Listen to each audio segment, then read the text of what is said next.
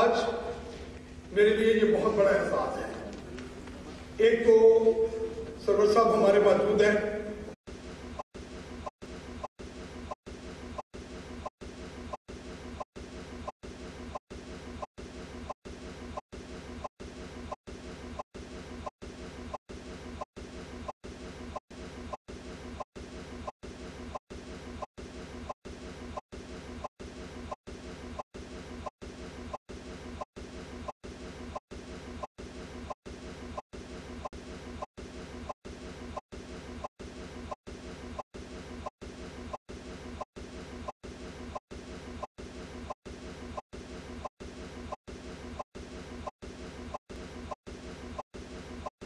आज मेरे लिए ये बहुत बड़ा एहसास है।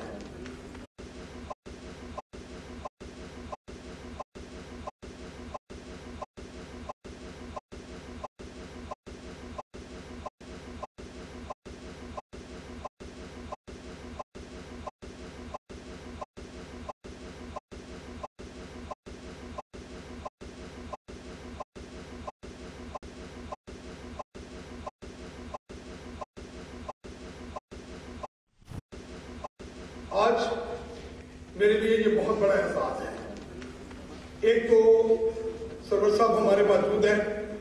सरवर साहब, लॉर्ड नजीर साहब ने भी वादा किया था कल तक।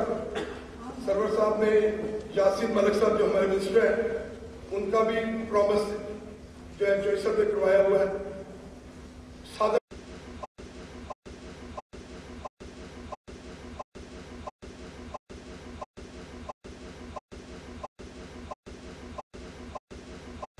आज मेरे लिए ये बहुत बड़ा एहसास है।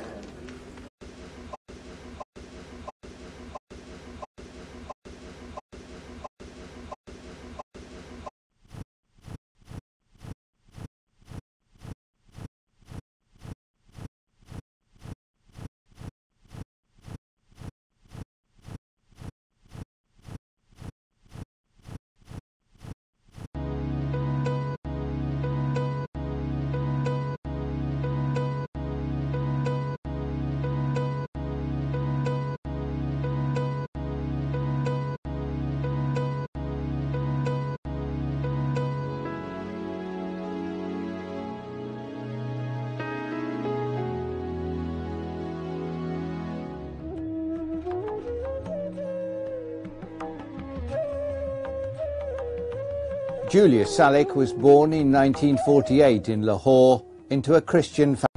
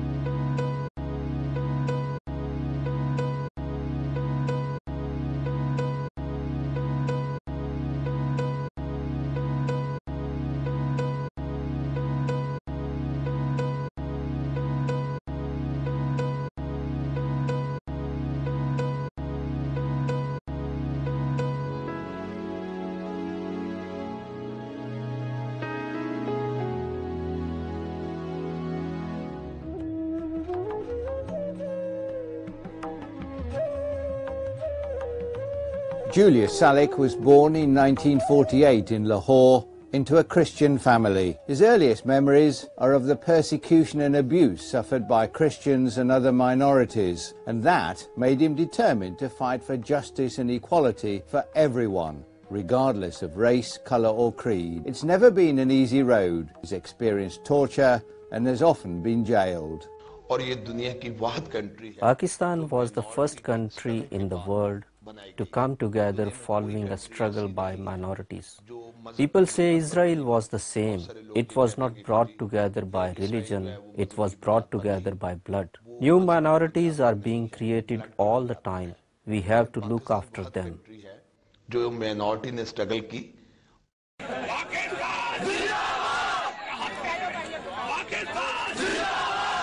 Jay Salik's first major campaign was in 1977 in the town of his birth, Lahore. He demanded the release of Pakistan's Prime Minister Zulfikar Ali Bhutto after he was sent to prison following a military coup led by General Zia. In 1979 he organised a joint Christian-Muslim conference to press for the release of American hostages taken by Iran. They were set free on Christmas Day. In 1985, he trekked to the Iran-Iraq border to demand an end to the war between the two countries. And in 1986, he set up the Peace Education Foundation. His eventual reward was a place in the government under Benazir Bhutto as Federal Minister in charge of social welfare.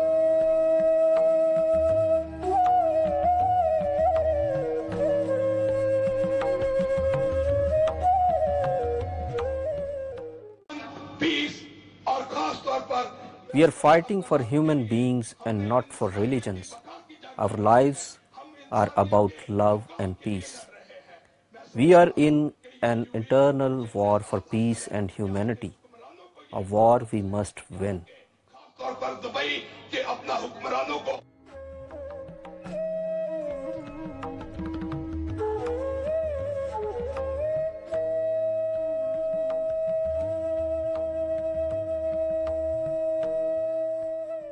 The trappings of government didn't sit easily on Jay Salik's shoulders. He didn't want to appear tainted in any way, and he publicly burned all that he possessed. He believed a leader should lead by example.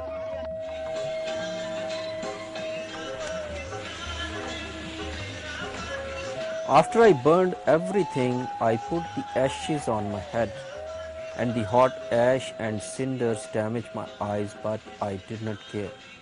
This was the most difficult time of my life, but the message I wanted to send out was important. Jay Salik continued to work tirelessly for peace. He lived in a cage for 7 months to highlight the helplessness of the oppressed. He called his home the Black House. He asked, "Where does light shine? In the darkness." Christians and Muslims agree there's only one God, and that's there's a need for peace. I've been in the cage for more than 6 months, and it's all in the name of peace.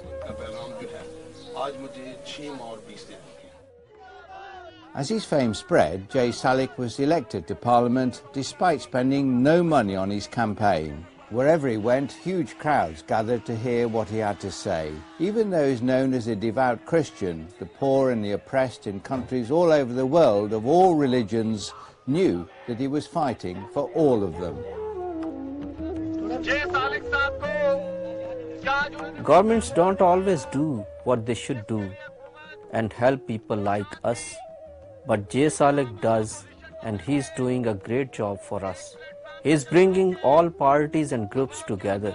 We are all united and we are all fighting together for one Pakistan.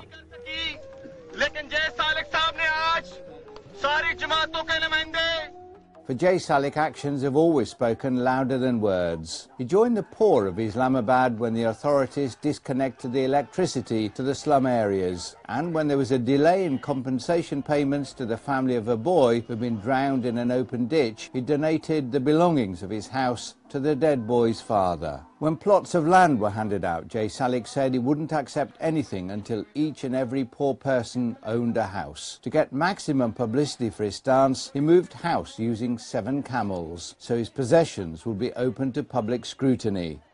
At the end of his tenure as a minister, he left his bungalow in the minister's enclave, which he had declared as a national orphanage.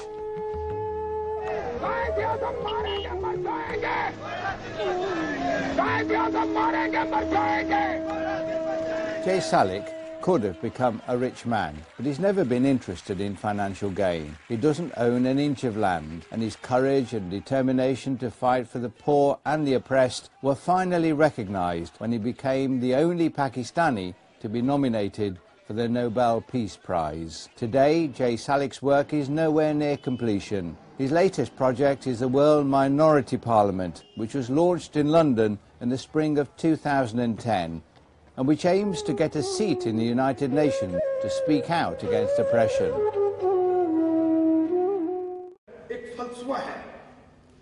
If there is a majority for anything, it automatically have a bigger and bigger following, even if it's wrong. I stood as an independent in Pakistan for minorities and got the highest vote.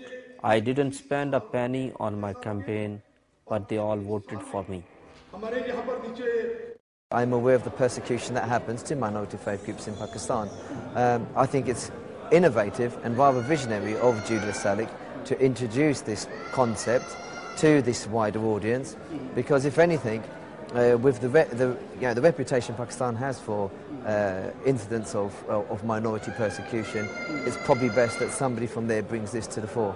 Jay Salik represents minorities, Christian minorities in Pakistan, but there are other minorities there. There are Sikhs and there are Hindus, and there are all other castes, and there are even Jews there. So our party and Imran Khan's manifesto states that we will respect, no matter what your religion, your background, your creed, it doesn't matter what you are, as long as you're a Pakistani, all rule of law will apply to you all. One rule of law. There will be no discrimination. There will be no selectiveness. Hence, I've come to support Salik Saab on behalf of the party. When I look at the minorities in Pakistan, I look at how the economy affects them and how they struggle to cope. They don't have a proper voice, and that's why the minorities parliament is so important for them.